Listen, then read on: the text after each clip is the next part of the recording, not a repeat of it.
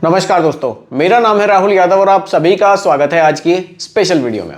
दोस्तों, आज की वीडियो का टॉपिक है मार्केट में बहुत लॉस हो रहा है तो क्या हमें अपनी एसआईपी रोक देनी चाहिए। अगर मार्केट में सिचुएशन थोड़ी सी खराब हो रही है, मार्केट में गिरावट आ रही है, तो क्या एसआईपी को बंद कर देना इस समय पर एक सही डिसीजन रहेगा। आज की वीडियो में इसी टॉपिक पर हम लोग डिस्कस करेंगे। साथ ही साथ वीडियो के एंड में एक कमेंट भी मैंने आप लोगों के लिए रखा है, उस कमेंट पर भी हम लोग डिस्कस करेंगे, तो उस कमेंट को भी देखकर आप जरूर जाइएगा। फिलहाल टॉपिक पर बात करते हैं। देखिए, मार्केट में इन दिनों हमने देखा है कि हमें भारी गिरावट देखने को मिली है। अब देखिए, जब गिरावट का टाइम आता है ना, तो काफी इन्वेस्टर्स ऐसे हैं जो परेशान हो जाते हैं कि सर निवेश कर रहे थे, अच्छे खासे रिटर्न्स हमें मिल रहे थे, अब एकदम से ये मार्केट में क्या हो गया, हमारे तो रिटर्न्स घटने शुरू हो गए, हमारा पोर्टफोलियो रेड होना शुरू हो गया। मतलब एक भूचाल सा मच जाता है, लोग परेशान बहुत ज्यादा होते हैं। तो उस समय पर क्या करना चाहिए कि इन्वेस्टर को। देखिए, अगर आप एसआईपी के थ्रू निवेश कर रहे हैं तो क्या आपकी रणनीति इस समय पर होनी चाहिए और क्या आपको इस गिरावट के बेनिफिट हैं, सब चीजों को समझिएगा। एक एक चीज आपको बिल्कुल सिंपल भाषा में समझाने की यहां मैं पूरी कोशिश करूंगा।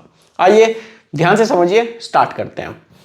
साथ ही साथ अब मैंने रखा है क्या हमें इस समय एसआईपी रोक देनी चाहिए, क्या एसआईपी को रोक देना सही डिसीजन होगा। इस पर बहुत ही ध्यान से समझिएगा, बिल्कुल एक सही तरीके से आपको समझाने की मैं यहाँ कोशिश करूंगा। देखिए, इससे पहले भी मार्केट में क्रैश आए हैं तो उस समय पर क्या हमें देखने को मिला है। देखिए, बहुत पुरानी बात तो हम छोड़ देते हैं, एक ब्लैक मंडे के नाम से भी जाना जाता है, जो कि मार्केट में बहुत बड़ा क्रैश था। बाकी 2007 में भी हमने देखा था, और कोरोना वायरस ये तो अभी नया ही है, इसको तो सभी लोग जानते होंगे, जो बिल्कुल नए इन्वेस्टर हैं वो भी जानते होंगे। उससे पहले जो लोग इन्वेस्ट नहीं करते हैं वो लोग देखते भी नहीं है कि मार्केट में क्रैश कब कब आए। देखिए, कोरोना वायरस के टाइम पर भी बहुत बड़ा क्रैश हमने मार्केट में देखा था। अब देखिए, उस क्रैश के बाद कितनी बढ़िया रिकवरी मार्केट में हुई, इस चीज को भी आप लोग जानते हैं। देखिए, जब कोरोना वायरस का टाइम आया था तो 2020 में ये बहुत बड़ी गिरावट का टाइम था। उस समय पर भी लोग जो एसआईपी कर रहे थे, काफी लोगों ने उस समय पर अपनी एसआईपी को बंद कर दिया था कि अब तो पता नहीं क्या होगा, हमारा जो पैसा है वो गिरता ही जा रहा है, गिरता ही जा रहा है, तो क्यों ना इसको हम निकाल लें। लेकिन उस समय पर कुछ इन्वेस्टर्स ऐसे भी थे जिन्होंने धैर्य बनाकर रखा कि नहीं, कोई बात नहीं, हम पैसा जो इन्वेस्ट कर रहे हैं वो हम ऐसे ही करते रहेंगे। उसमें से मैं भी एक था। मैंने भी उस समय अपनी एसआईपी को बंद नहीं किया था, मेरी जो एसआईपी की इंस्टॉलमेंट थी वो कंटिन्यू जा रही थी, जबकि मैं खुद भी देख रहा था कि इस समय मार्केट में बहुत ज्यादा गिरावट है। जो एक स्मार्ट इन्वेस्टर थे उस समय पर, उन्होंने अपनी एसआईपी को तो बंद किया ही नहीं, साथ ही साथ जब भी उनको देखा, उन्होंने मौका देखकर उस समय लमसम निवेश भी किया, क्योंकि उनको पता था कि जो कोरोना का टाइम है, ये जो अभी गिरावट का समय चल रहा है, ये रिकवरी यहाँ पर जरूर होगी, और जब ये रिकवरी होगी तो हमें बहुत शानदार रिटर्न्स भी इस मार्केट से मिलेंगे। तो ये एक सही समय होता है निवेश करने का। जब जब मार्केट में गिरावट आई है, हमने देखा है कि उस गिरावट के समय लोगों ने जो भी निवेश वहां किया है, कुछ समय बाद जब मार्केट में रिकवरी हुई है तो उनको रिटर्न्स बहुत ही शानदार देखने को मिले हैं। यानी कि जब मार्केट में गिरावट का समय आता है तो ये घबराने का समय नहीं है, ये थोड़ा सा समझने का समय है कि हाँ, मार्केट हमें मौका दे रही है कि हम यहाँ पैसा बना सकते हैं। इस चीज को और बिल्कुल डीप आपको समझाऊंगा, ध्यान से बस आप वीडियो में बने रहिएगा। देखिए, हिस्ट्री में अभी तक लगभग 5 बार बाजार में लोअर सर्किट हमने देखे हैं। 21 जनवरी 2008 में लोअर सर्किट लगा था, इस समय लोअर सर्किट के बाद 74 अंकों की रिकवरी देखने को मिली थी। इसके बाद आप देख सकते हैं अक्टूबर 2017 यहां भी है, 22 जनवरी 2008।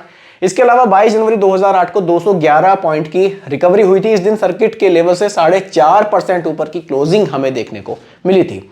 मई 2006 में जब सर्किट लगा था तो लोअर लेवल से रिकवरी थी वो 159 अंकों की थी। तो ये चीजें हैं, इन चीजों को थोड़ा सा आपको देखना जरूरी है। देखिए, अक्टूबर 2017, आज से पहले बाजार में साल 2017 अक्टूबर में लोअर सर्किट लगा था। इस दिन लोअर लेवल से करीब करीब 9% की रिकवरी हमें देखने को मिली थी। तो ये चीजें थोड़ी सी देखनी और समझनी जरूरी है कि मार्केट में ये जो गिरावट का टाइम है, ये फर्स्ट टाइम नहीं आया है। इससे पहले बहुत बार मार्केट में ऐसा हुआ है कि हमने मार्केट में गिरावट देखी है, लेकिन जो रिटर्न्स हैं उसके बावजूद भी हमें बहुत बढ़िया लॉन्ग टाइम में देखने को मिले हैं। देखिए, आप अगर एसआईपी के थ्रू आप निवेश कर रहे हैं तो आप 4-6 महीने के लिए, 1 साल के लिए या 2 साल के लिए निवेश नहीं कर रहे हैं। आपने एक टारगेट अपना बनाया हुआ है कि यार मेरा ना ये 10 साल बाद मेरा फाइनेंशियल गोल है, तो मैं 10 साल के लिए निवेश कर रहा हूँ। मेरे रिटायरमेंट की प्लानिंग है 20 साल के लिए, तो मैं रिटायरमेंट के लिए अपनी एक एसआईपी चला रहा हूँ। मुझे बच्चों की शादी करनी है, उनकी हायर एजुकेशन है, जो भी है, आपने एक गोल जो डिसाइड किया हुआ है ना, उस गोल के लिए अपनी एसआईपी को आप कंटिन्यू रखिए। ऐसे बार बार अगर मार्केट के गिरावट के समय पर आप अपनी एसआईपी को बंद करेंगे और जब मार्केट बढ़ेगी तब उसको आप कंटिन्यू करेंगे, तो आप बढ़िया रिटर्न्स नहीं बना पाएंगे। उसके पीछे क्या कारण है उसको भी समझाऊंगा कि एसआईपी को रोक देने से आपके रिटर्न्स क्यों घटते हैं। देखिए, एसआईपी जारी रखे निवेशक, बिल्कुल एसआईपी को यहां जारी रखना चाहिए। एसआईपी को रोक देना बिल्कुल भी सही नहीं होगा, क्योंकि कारण क्या है देखिए, इसको समझिए। चलिए थोड़ा सा मैं यहां लिख देता हूं, लिखकर थोड़ा सा अच्छा समझ में आता है। चलिए देखिए, मान लीजिए आप एसआईपी के थ्रू निवेश करते हैं, ठीक है। अब यहां क्या होता है, अगर मार्केट बढ़ती ही रहेगी ना तो आपके रिटर्न्स कम क्यों बनेंगे उसको समझिए। मान लीजिए आपने हर महीने आप निवेश करते हैं तो आपको यूनिट्स मिलती हैं कि आपने इस महीने जो निवेश किया एनएवी इतने की थी तो आपको इतनी यूनिट्स मिल गई, ठीक है। मान लीजिए एनएवी का प्राइस 20 रुपए है, तो इस महीने आपने 20 रुपए पर खरीदी, मार्केट बढ़ती जा रही है, इसको समझिएगा। उसके बाद आपने 21 रुपए पर खरीदारी करी, उसके बाद आपने 22 रुपए पर खरीदारी करी, उसके बाद आपने 23 रुपए पर खरीदारी करी। आप इस तरह से अगर खरीदारी करते चले जाएंगे म्यूचुअल फंड्स में तो आप देखिए कि आप ज्यादा बढ़िया रिटर्न्स नहीं बना पाएंगे। उसी समय क्या हुआ, 23 के बाद मार्केट में गिरावट आ गई। गिरावट आने से क्या हुआ, आपने लगभग 21 रुपए पर फिर से खरीदा और गिरावट आई, तब क्या हुआ, आपने हो सकता है कि 18 रुपए पर खरीदारी करी हो।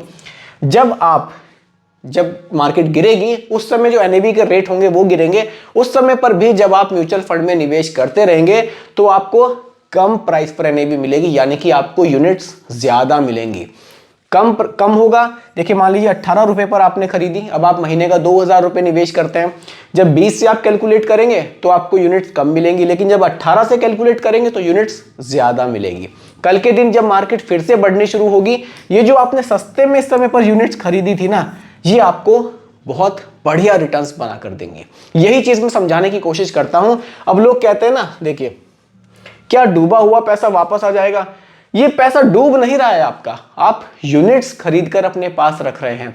पैसा डूबने का तो कोई यहां पर सवाल ही नहीं बनता है। अब मार्केट में गिरावट आई, आपने यूनिट्स ज्यादा इकट्ठी कर ली अपने पास, तो जब मार्केट बढ़ेगी वो यूनिट्स आपके बढ़े हुए रेट पर ही सेल होंगी, तो आपको प्रॉफिट वहां बहुत ज्यादा हो सकता है। इस चीज को समझिए। जो लोग कहते हैं ना कि पैसा डूब गया, पैसा डूबने का कोई सवाल ही नहीं है। यहां जो बात है वो ये है कि आपने जो पैसा है ना उससे ज्यादा यूनिट्स उस समय पर खरीद लिए, कि सस्ते बाजार में आपने पैसा निवेश किया है। इस चीज को बिल्कुल दिमाग से निकाल दीजिए कि मेरा ये पैसा डूब रहा है। मान लीजिए आपने एसआईपी के थ्रू निवेश कर रहे हैं आप। देखिए अगर आपको निवेश करते हुए कुछ टाइम हो गया है, मान लीजिए आपका निवेश, चलिए मैं लिख कर ही दिखाता हूं। मान लीजिए आप मंथली 2000, 5000, 10,000 की जो भी एसआईपी कर रहे थे, आपका जो इन्वेस्टमेंट था वो बढ़कर 5 लाख रुपए मतलब हो गया, ये आप निवेश कर चुके हैं, ठीक है। मार्केट कंडीशन थोड़ी सही चल रही थी तो आपकी जो 5 लाख रुपए की वैल्यू थी वो बढ़कर आप लगभग 7.5 लाख रुपए देख रहे थे अपने पोर्टफोलियो में। अभी क्या हुआ, मार्केट में गिरावट आनी शुरू हुई, ये आपको 7 लाख दिखाई दिए, और गिरावट आई, ये आपको 6.5 लाख रुपए दिखाई दिए, और गिरावट आई तो ये आपको 6 लाख रुपए दिखाई दिए। इस तरह से आपको अपना पोर्टफोलियो गिरता हुआ दिखाई देता है। लेकिन ध्यान से समझिएगा, ध्यान से देखिएगा, जो इन्वेस्टर्स पुराने हैं, जिनको निवेश करते हुए काफी समय हो चुका है, उनका जो मूलधन है ये इतनी जल्दी से नहीं घटेगा। गिरते गिरते मार्केट 5 लाख का तभी भी आपको 6 लाख रुपए दिखाएगा, लेकिन ये जो 5 लाख से नीचे जाएगा ना, ये इसमें बहुत टाइम लग जाएगा। या तो आप बिल्कुल नए इन्वेस्टर हैं, आपको निवेश करते हुए भी 1-1.5 साल 2 साल ही हुआ है, तो आपका जो मूलधन है वो घट सकता है, जो आपका निवेश है वो घट सकता है। लेकिन अगर आपको निवेश करते हुए थोड़ा सा टाइम ज्यादा हो गया है, 6-7 साल हो गए हैं, अच्छे म्यूचुअल फंड में निवेश कर रहे हैं, तो बहुत ही कम चांस है कि जो पैसा आपने निवेश किया है ये भी आपका घट रहा होगा। क्योंकि मैं भी देखिए म्यूचुअल फंड में निवेश मैं भी करता हूं, तो काफी टाइम से मैं निवेश करता हूं, तो मैंने देखा है कि मार्केट में गिरावट का टाइम मैंने भी देखा है, उतार चढ़ाव मैं भी काफी टाइम से देख रहा हूं। तो ये मेरा अपना एक्सपीरियंस मैं आप लोगों के साथ शेयर कर रहा हूं कि जो आप निवेश करते हैं ना, इसको थोड़ा लंबे समय तक जब आप एसआईपी को कंटिन्यू रखेंगे तो जो आपका निवेश है उसके घटने के चांस बहुत ही कम हो जाते हैं। अगर ये घटता भी है किसी वजह से तो भी घबराने की जरूरत नहीं है, क्योंकि आपके पास यूनिट्स ज्यादा हो रही हैं। इस चीज को समझना जरूरी है। जब यूनिट्स ज्यादा होंगी, मार्केट बढ़ने पर बहुत ही बढ़िया प्रॉफिट आपको यहां से देखने को मिल सकता है। तो इसीलिए जो डूबे हुए पैसे का सवाल है उसको दिमाग से निकाल दीजिए कि पैसा आपका डूब रहा है, आप अभी भी इन्वेस्ट ही कर रहे हैं। तो दोस्तों यही आज की वीडियो का टॉपिक था, यही मैं आपको समझाना चाहता था कि इस समय पर एक एसआईपी इन्वेस्टर को क्या करना चाहिए। अभी बात करेंगे, जो मैंने बताया था आपको, एक कमेंट भी मैंने आज की वीडियो के लिए रखा है, अब हम लोग उस पर डिस्कस करेंगे। देखिए, सर का कहना है कि 2200 रुपए की एसआईपी कर रहे थे एसबीआई स्मॉल कैप में, ठीक है। दिसंबर 2023 से उन्हें इन्वेस्टमेंट स्टार्ट किया था। अब इनको 15,000 रुपए की जरूरत है, तो क्या इनको रिडीम करके अपनी एसआईपी को बंद कर देना चाहिए या फिर पैसा निकाल लें और एसआईपी को कंटिन्यू रखें। देखिए, अब पैसा आपने इन्वेस्ट किया है, वैसे तो आप बहुत जल्दी रिडीम कर रहे हैं एसआईपी से, थोड़ा सा लंबे समय के लिए निवेश करना चाहिए, लेकिन वो एक अलग बात है। जब हमें पैसों की जरूरत है, अगर उसी समय पर पैसा हमारे काम ना आया तो फिर उस पैसे को इन्वेस्ट करने का कोई मतलब नहीं है। इसलिए अगर जरूरत है तो बिल्कुल आपको पैसा विड्रॉल करके अपने जिस काम के लिए आपने स्टार्ट किया था उस काम को करना चाहिए। लेकिन अगर आपके पास ये ऑप्शन है कि आप पैसे को विड्रॉल कर सकते हैं और एसआईपी को कंटिन्यू रख सकते हैं, तो बिल्कुल आपको इसी ऑप्शन के साथ जाना चाहिए, ताकि जो आपका निवेश है वो बराबर होता रहे। आपको जरूरत थी, आपने कुछ पैसा वहां से निकाल लिया, एसआईपी आपकी कंटिन्यू है। एसआईपी को बंद कर देंगे, उस पैसे को यूज कर लेंगे, तो शायद आप दोबारा एसआईपी पता नहीं कंटिन्यू कर पाएंगे, नहीं कर पाएंगे। इसलिए कोशिश तो यही कीजिएगा कि एसआईपी का जो आपका इन्वेस्टमेंट है वो कंटिन्यू रहे, और जितने पैसे की आपको जरूरत है, जितना कम से कम आप निकाल सकें, कोशिश कीजिएगा उतना पैसा आप वहां से निकाल लें। फिर से इन्वेस्टमेंट आपका बढ़ेगा, पोर्टफोलियो धीरे धीरे आपका बढ़ना शुरू होगा, फिर आगे कभी जरूरत पड़ेगी तो ये पैसा आपके काम आएगा। तो दोस्तों यही आज की वीडियो का टॉपिक था। उम्मीद करता हूं कि टॉपिक आपको काफी पसंद आया होगा। बाकी रिकमेंडेशन नहीं है, केवल एजुकेशनल पर्पस वीडियो आप लोगों के लिए बनाई गई है। वीडियो पसंद आई हो लाइक जरूर कीजिएगा, और चैनल पर नए हैं इसको भी सब्सक्राइब आप जरूर कीजिएगा। धन्यवाद।